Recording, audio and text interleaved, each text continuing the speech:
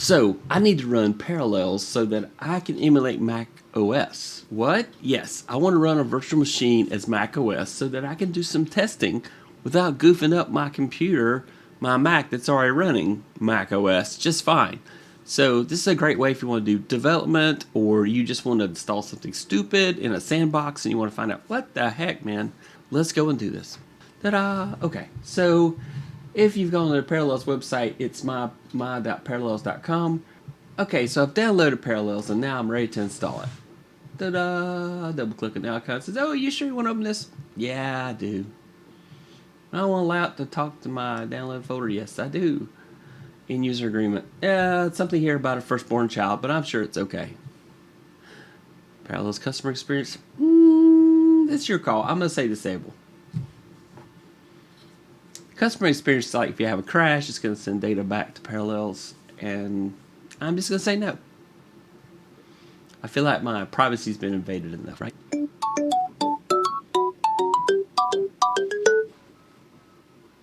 And now it's going to ask me for my login because it's going to monkey around with the OS a little bit. Alright, now it's initializing Parallels desktop. And that wants some permissions, so we'll go give it some.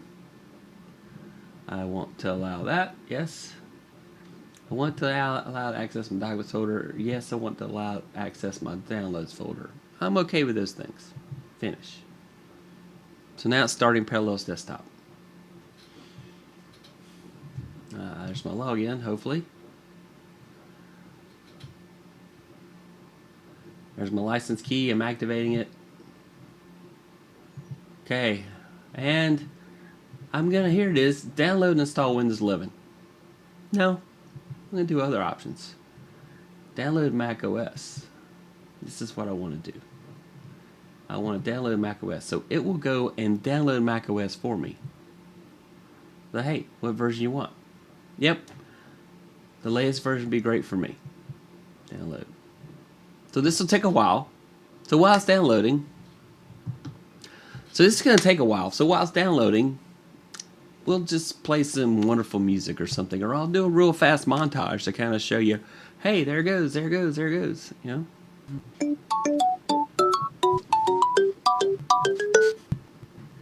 I do recommend that you empty your deleted items folder and that you make sure you have enough disk space. First of all, the download of the Mac OS image file by itself is almost 20 gig. And then when you do the installation of the VM, that's going to be about another 40 gig. So you may want to have about 70 to 80 gig free just to be on the safe side. Just a recommendation, make sure you have enough disk space before you do this. I'll try to have some relaxing music playing here, so you know it's just. But I'm going to speed this up for you so that it doesn't put you to sleep. Okay.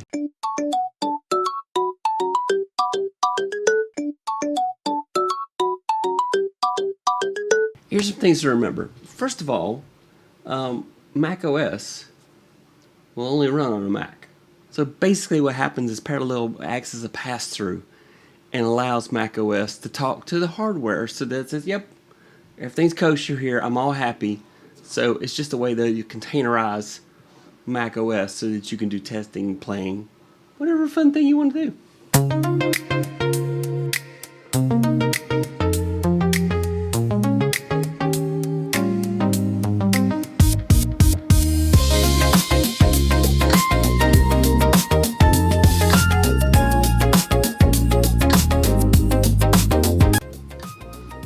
This, but the Parallel Tools box is really cool. It gives you some cool features that you'd have to download apps for, some of them.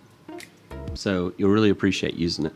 Behind this right here is Mac OS trying to start up in a VM. So here at the same time, we got Parallels installing, Toolbox. So this will show up in your tray.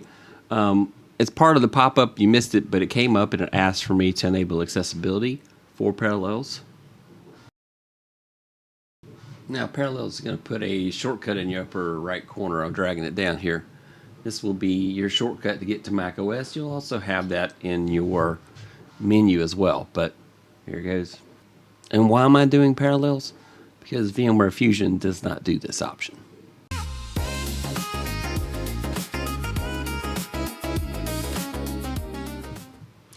Hello. English is my best language, so I'm choosing English. And I am in the US. Do I want to transfer data? I'm going to say no. I want to set this up as new because I'm going to do some experiments with this. Let me get a little bit bigger. I want to make sure everybody can see the writing fine. There we go. Okay. I'm going to set up as new. Continue. We got all that set. I'm going to go forward with that. I do not need any accessibility features right now, but maybe at a later time I might. So that's something you have to decide for yourself there. But yeah. So next, continue. Data and privacy. I do see the time zone is wrong, so I'll need to fix that here in a little bit. Bubba. Why not? Bubba. This will be your home folder.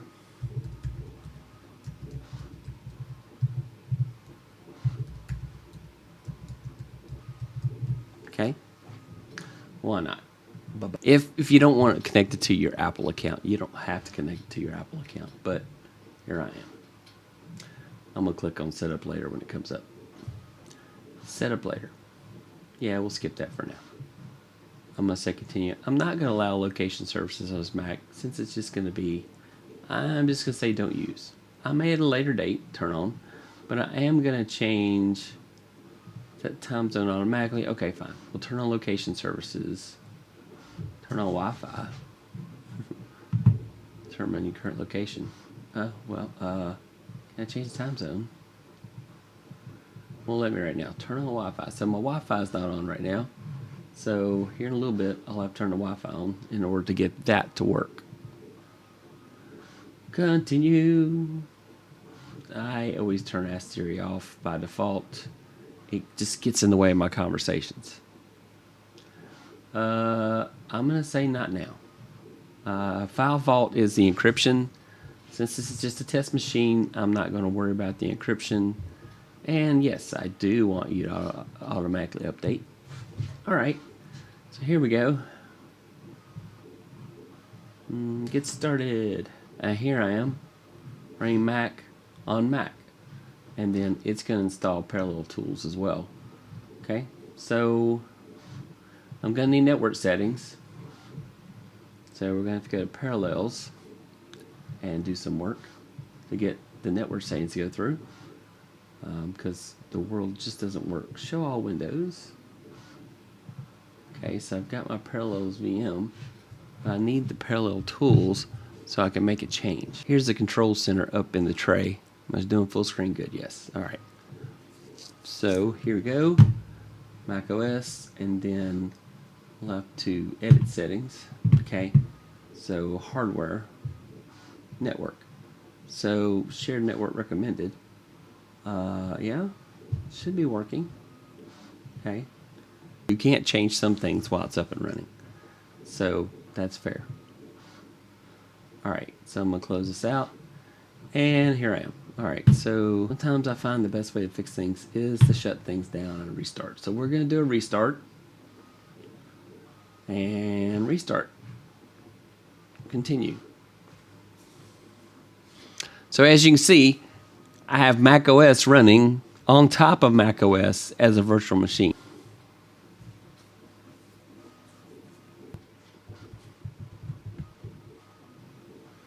Ethernet connected. Okay, cool. Let's go see if Safari will go anywhere interesting.